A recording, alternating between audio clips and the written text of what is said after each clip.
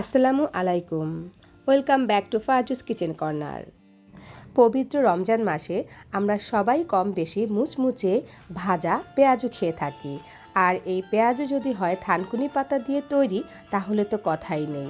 থানকুনি পাতার অনেক ঔষধি গুণ আছে। কথা না বাড়িয়ে চলে যাই পুরো রেসিপিতে। থানকুনি পাতার উপরের কচি অংশটুকু এভাবে কেটে নিতে হয়। হাত দিয়েও কাটতে পারেন কিংবা ছুরি বা কেচি দিয়েও কেটে নিতে পারেন। এভাবে কুচি কুচি করে কেটে আমি ভালো করে ধুয়ে নিয়েছি।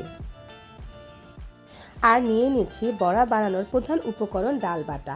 এখানে ডালের মধ্যে আছে খেসারির ডাল এবং মসুরের ডাল। আমি ব্লেন্ডার মেশিনে ব্লেন্ড করে নিয়েছি। তাই একটু 1/4 কাপ পরিমাণে বেসনের গুঁড়ো নিয়ে নিয়েছি। আপনারা পাটায় বাটলে বেসনের গুঁড়ো দেওয়ার প্রয়োজন নেই। আর এখানে নিয়ে নিলাম ধনেপাতা কুচি 2 টেবিল চামচ, পেঁয়াজ কুচি 1/2 কাপ, 1 চা চামচ রসুন বাটা, 1 চা চামচ আদা বাটা আর 1 টেবিল চামচ কাঁচামরিচ কুচি। ঝালের উপর নির্ভর করে আপনারা কাঁচামরিচ কুচি ইউজ করবেন। আর এখানে আছে 1/2 চা চামচ হলুদের গুঁড়ো, 1 চা চামচ ধনে গুঁড়ো, 1/2 চা চামচ জিরার গুঁড়ো আর স্বাদ মতো লবণ। এখন সবগুলি উপকরণ আমি একসাথে মিশিয়ে নেব। প্রথমে থানকুনি পাতাটা ঢালতে হবে। হাত দিয়ে একটু ভালো করে চটকিয়ে পাতাটাকে নরম করে নিতে হবে। এখন আমি মশলাগুলি দিয়ে দিচ্ছি। আমার কাছে মনে হলো আরও একটু লবণ প্রয়োজন হবে, তাই আমি লবণ দিয়ে নিলাম।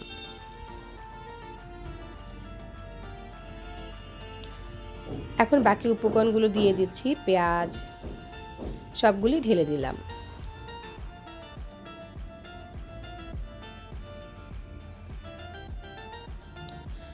পাত্রটি ছোট হয়ে গেল, তাই আমি বড় পাত্রে ট্রান্সফার করে নিলাম।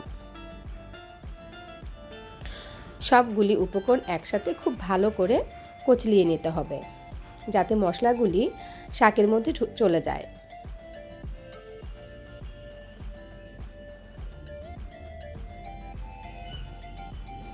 আবার খুব বেশি চাপ দেওয়া যাবে না, তাহলে পানি বের হয়ে যাবে। এখন বেসন এবং ডালের মিশ্রণটি ঢেলে দিলাম।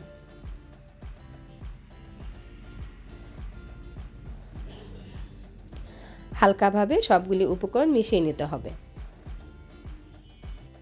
থানকুনি পাতার অনেক ওষুধি গুণ আছে। যেমন প্রধান ওষুধি গুণাগুণ হলো ব্রেনের স্মৃতিশক্তি বৃদ্ধি করে। এছাড়া শরীরে রক্ত জমাট বাঁধা দূর করে, শরীরে অক্সিজেন সমৃদ্ধ রক্ত প্রবাহিত করে। আমি মাঝখানে লবণ চেক করে নিয়েছিলাম। ঠিক এভাবে বড়াগুলি হাতের আঙ্গুলের মাধ্যমে একে একে ভেজে নিতে হবে। আপনারা চাইলে ছোট ছোট করেও ভেজে নিতে পারেন। তেল হালকা গরম হয়ে গেলেই বড়াগুলি দিয়ে দিতে হবে। এ পর্যায়ে চুলোর আঁচ লো থেকে একটু বাড়িয়ে নেবেন। পেঁয়াজগুলি হালকা বাদামি বর্ণ ধারণ করলেই উঠিয়ে নিতে হবে।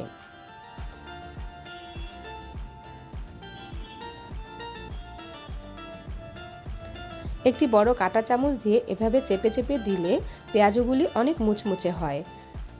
ফ্রাই প্যানে হালকা তেলে ভাজলে এভাবে চাপ দিয়ে নিলে মুচমুচে হয়। আর ডুবো তেলে ভাজলে চাপ দেওয়ার প্রয়োজন নেই। পেঁয়াজগুলি দেখতে যেমন সুন্দর হয়েছে, খেতেও কিন্তু অনেক টেস্ট হয়েছে এবং খুবই মুচমুচে হয়েছে। আমি ভিডিওর শেষের দিকে আপনাদেরকে ভেঙে দেখিয়ে দেব। এই তো ভাজা হয়ে গেল, আমি একে একে তুলে নিচ্ছি।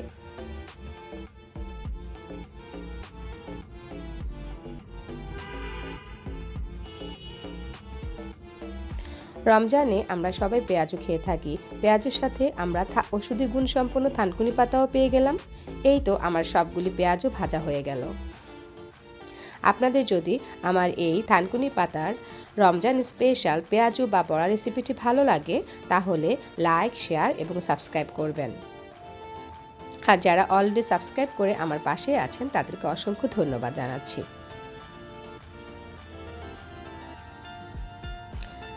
দেখুন ভেতরে কি সুন্দর মুচমুচে হয়েছে।